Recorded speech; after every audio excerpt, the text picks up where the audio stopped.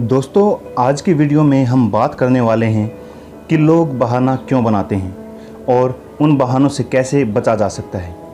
इस वीडियो में बताई गई सारी जानकारी डेविड जे स्वार्थ द्वारा लिखी गई पुस्तक मैजिक ऑफ बिग थिंकिंग या फिर बड़ी सोच का बड़ा जादू से ली गई है, जिसमें ऑथर लोगों की इस आदत को एक बीमारी अपेंडिसाइटिस की तर्ज पर एक्सक्यूजाइटिस का नाम देते हैं, जिसे हिंदी में बहानासाइटिस कहा जाता है। हो सकता है कि आप भी लाइफ में इन्हीं बहानों की वजह से कामयाब ना हो पा रहे हों। अगर आप भी इन बहानों को अपनी लाइफ से एलिमिनेट करके एक सक्सेसफुल पर्सन बनना चाहते हैं तो वीडियो को आखिर तक ज़रूर देखें। मेरी तो हमेशा तबीयत ख़राब रहती है, इसलिए मैं चाहकर भी वो सब कुछ नहीं कर पाता हूँ जो करना चाहता हूँ। जब लोग अपनी बीमारी का प्रदर्शन दूसरों के सामने करते हैं तो वो ऐसे कांटों को खाद या पानी दे रहे होते हैं जो डे बाय डे उन्हें अंदर से खोखला बना देता है। दोस्तों, हो सकता है आप उनसे कुछ सहानुभूति तो पालें, लेकिन आप कभी भी उनसे रिस्पेक्ट, प्यार या सहयोग नहीं पा पाएंगे, क्योंकि शिकायत करने वालों को कभी भी ये सब कुछ नहीं मिलता।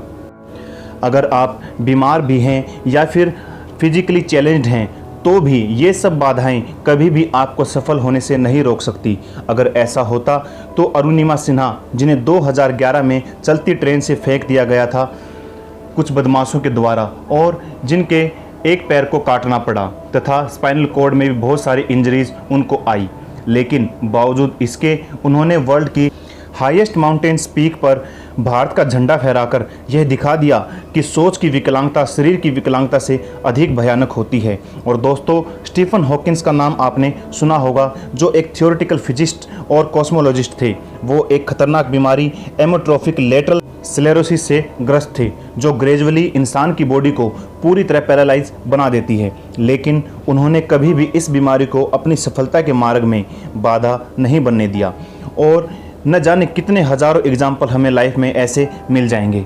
दोस्तों, हेल्थ के बहानासाइटिस से हम बच सकते हैं अगर हम 2 से 3 बातों का ध्यान रखें। सबसे पहले, हम कभी भी अपनी बीमारी के बारे में दूसरों के सामने प्रदर्शन ना करें, क्योंकि ज़्यादातर टाइम ऐसी बातें नेगेटिव होती हैं जो हमें अंदर ही अंदर और कमज़ोर बना देती हैं। हमें ऐसे लोगों के बारे में जानना चाहिए जिन्होंने अपनी बीमारी और विकलांगता के बावजूद भी लाइफ में एक बहुत बड़ा अचीवमेंट हासिल किया है। और साथ ही दोस्तों, हमेशा इस पुरानी कहावत को याद रखें। मैं अपने फटे जूते को देखकर दुखी हो रहा था, जब मैंने बिना पैर वाले व्यक्ति को देखा तो मेरा सारा दुख गायब हो गया। हमेशा बुरी चीज़ों में भी अच्छाई को ढूंढने का अभ्यास कीजिए और हमेशा कृतज्ञ बने रहें। इसके बाद दोस्तों आता है बुद्धि का बहानासाइटिस।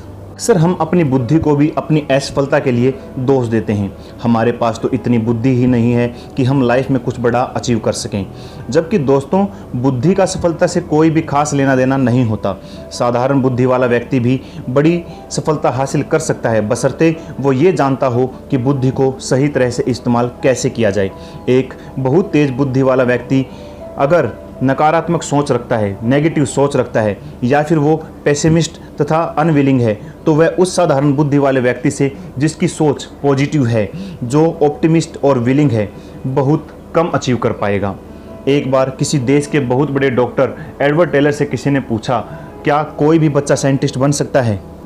तो उसने कहा, जी हाँ, कोई भी बच्चा साइंटिस्ट बन सकता है, क्योंकि साइंटिस्ट बनने के लिए कोई तूफानी दिमाग की ज़रूरत नहीं होती, न ही एग्ज़ाम में अच्छे मार्क्स की ज़रूरत होती है।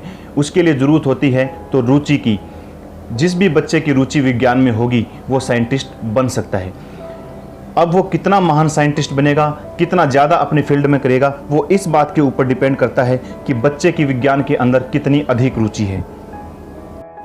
तो ऐसा हमारे साथ क्यों होता है कि हम हमेशा अपनी बुद्धि को दोष देते हैं, जबकि बड़े बड़े डॉक्टर भी ये कहते हुए नज़र आते हैं कि कोई भी व्यक्ति कितना भी बड़ा अचीवमेंट हासिल कर सकता है, चाहे वो साधारण बुद्धि वाला ही क्यों ना हो।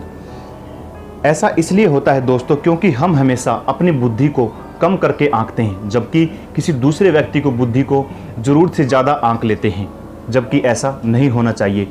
हमें अपने दिमाग में ये बात बिठा लेनी चाहिए कि सारा फ़र्क इस बात से पड़ता है कि आप अपनी साधारण बुद्धि का भी इस्तेमाल सही तरीके से करें।